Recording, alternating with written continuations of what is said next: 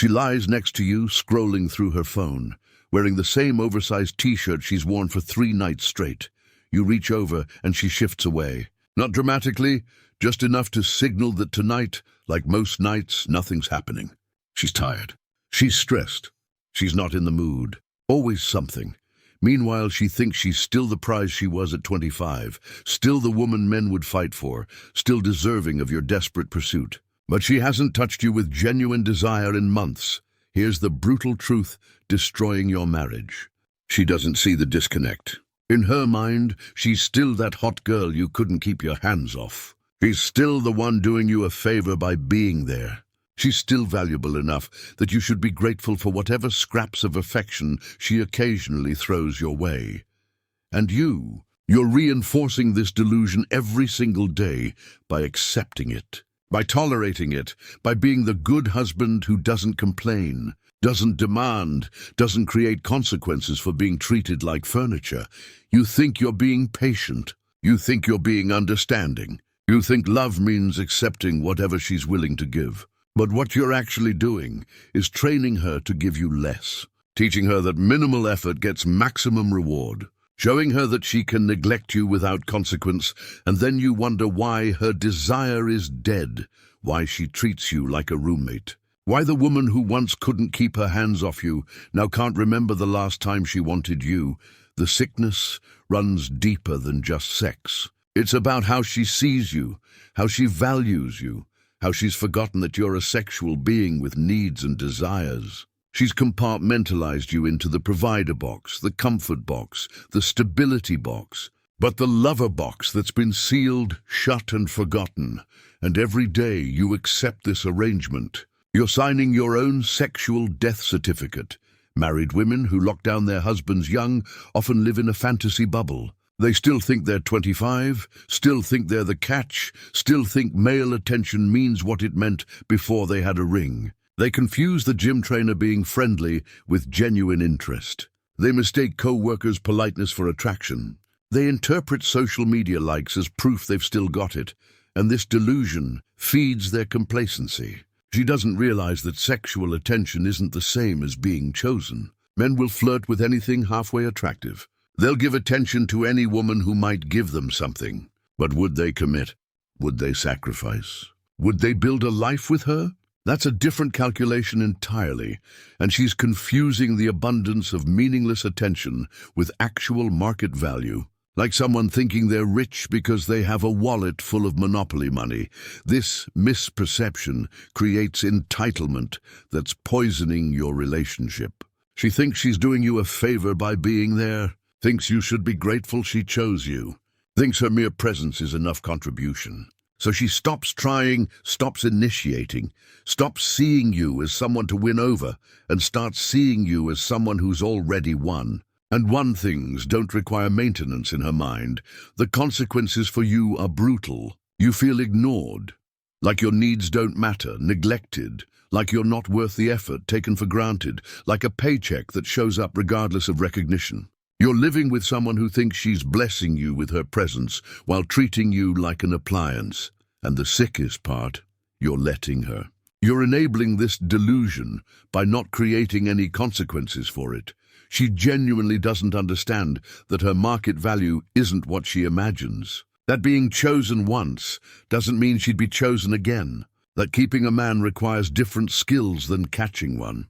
She's like an athlete who won one game and thinks that makes them a permanent champion, not realizing the game never ends and competitors never stop training. Watch how she lights up when strangers give her attention. How she becomes animated, engaged, present. That's the energy she used to bring to you. But now you're not a stranger to impress. You're a guarantee to take for granted. You're not a man to win over. You're a resource to exploit. And she doesn't even realize she's doing it because you've never shown her the cost of this behavior. The delusion extends to her physical presentation. She saves her best appearance for girls' nights out, work events, social gatherings. But for you, sweatpants and messy hair, no effort, no energy, no attempt to be attractive. Because in her mind, you're already caught. The game is over. She won. Not understanding that marriage isn't a victory lap, but a marathon that never ends. Successful escorts understand something your wife doesn't. Actions have consequences. Treat a client poorly, lose the client. Provide minimal service, get minimal payment. Stop maintaining attraction, stop attracting.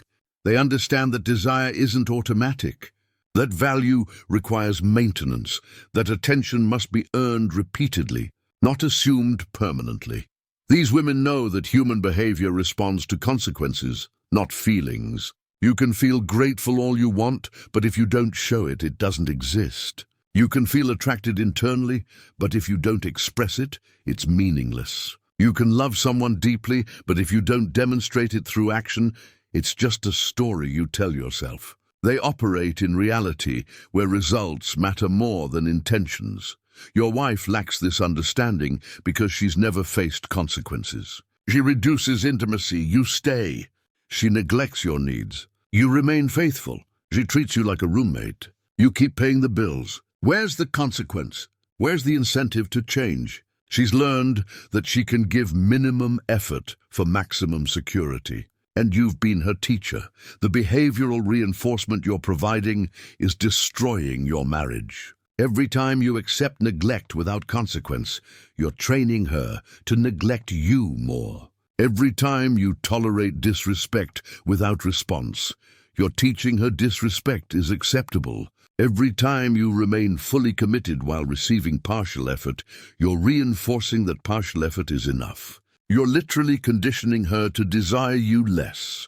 Working women maintain attraction consciously because their livelihood depends on it. They understand that male attention is transactional, that value must be provided consistently, that the moment they stop creating desire is the moment they stop receiving benefits. Your wife has no such pressure. She gets the benefits regardless of performance, the security regardless of effort, the commitment regardless of contribution.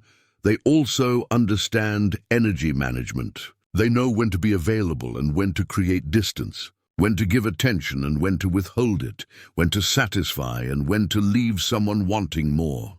These aren't manipulations. They're understanding of human psychology. Your wife has forgotten these dynamics because she's never had to remember them. You're always there, always available, always providing, regardless of what she provides in return. Good men destroy their own relationships by being too good.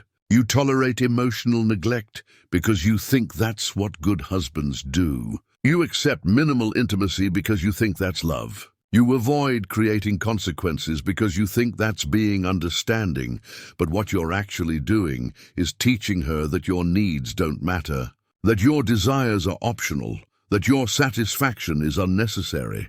You've abandoned your masculine responsibility to lead, to create standards, to establish consequences. You think being passive is being kind, but it's actually being weak. And weakness doesn't inspire desire.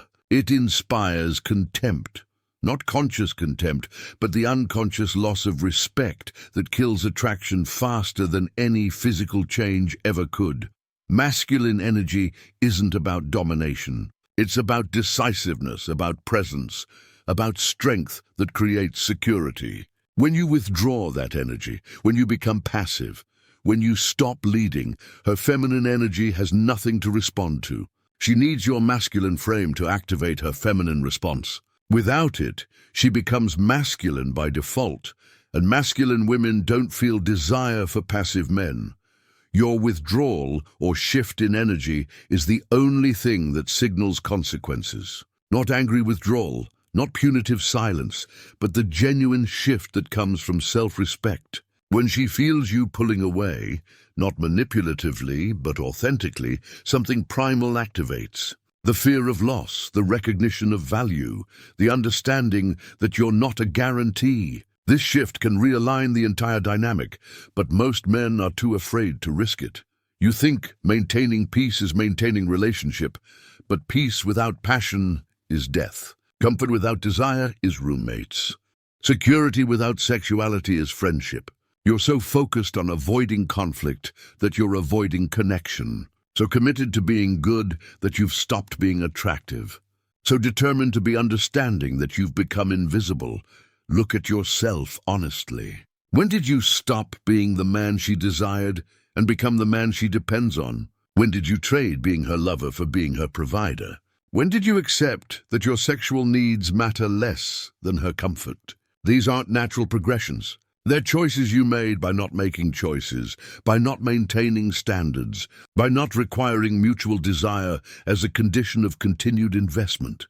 You've created a dynamic where she gets everything she needs while you get nothing you want. Her security needs are met through your provision. Her emotional needs are met through your presence. Her social needs are met through the status of marriage. But your sexual needs, your desire for passion, your hunger for being wanted, those are treated as inconveniences to her comfortable arrangement. Female sexual desire operates differently than yours. She can go weeks, months, even years without sexual engagement and not feel the deprivation you feel. Her drive isn't constant like yours.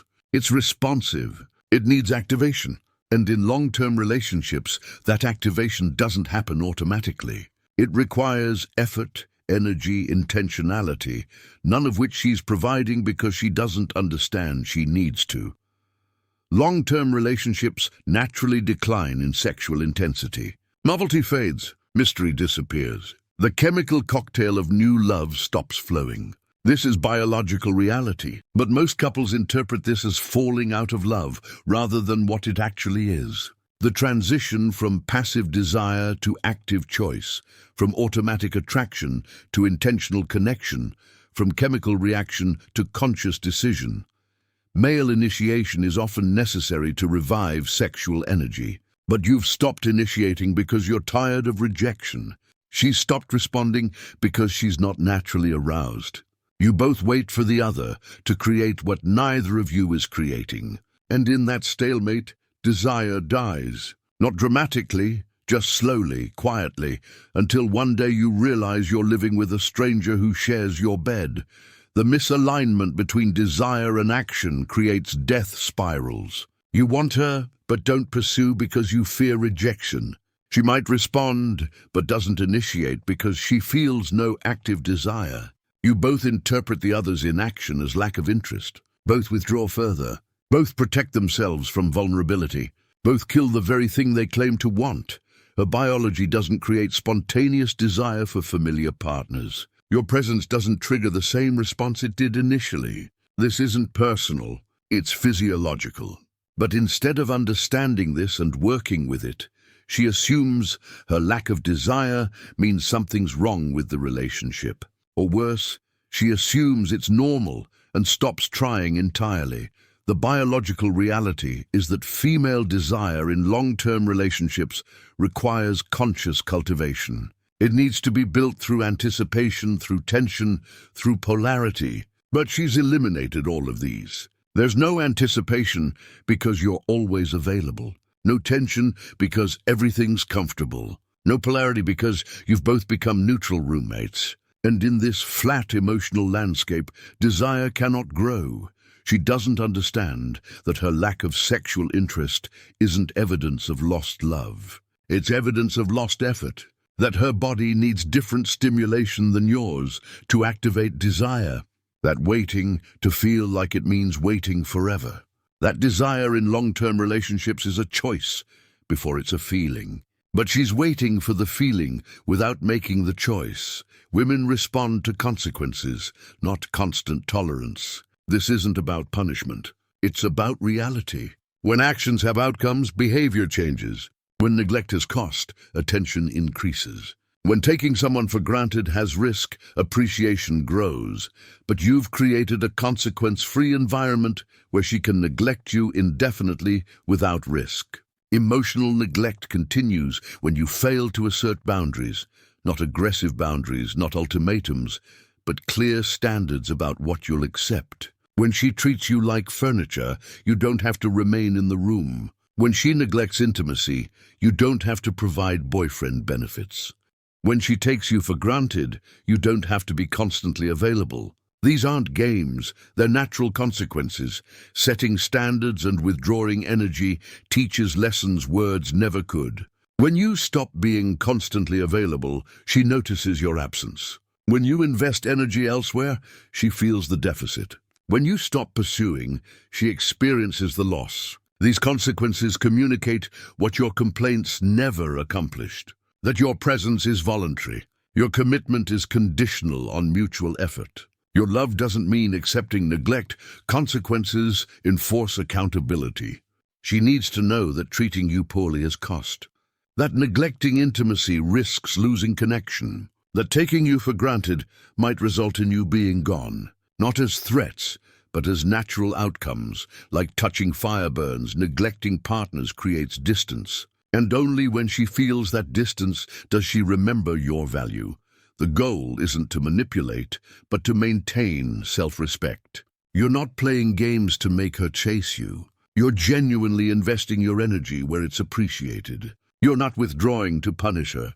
You're protecting yourself from continued neglect. You're not creating fake consequences. You're allowing real consequences to naturally occur. Start small. When she rejects intimacy, don't cuddle afterwards. When she treats you dismissively, leave the room. When she takes you for granted, make other plans. Not angrily, not dramatically, just naturally. Let her feel the absence of benefits she's been receiving without reciprocation. Let her experience what life feels like without your constant presence and provision. Escorts maintain attention and respect consciously because they understand value dynamics. They know that male investment follows female effort, that desire requires cultivation, that attraction demands maintenance. They treat every interaction as an opportunity to create value, not an obligation to endure. Your wife has forgotten these fundamentals. Married women often neglect these dynamics because they think the contract guarantees the connection. The ring ensures the relationship. The vows secure the value. But marriage isn't a destination. It's a continuation. The game doesn't end at "I do."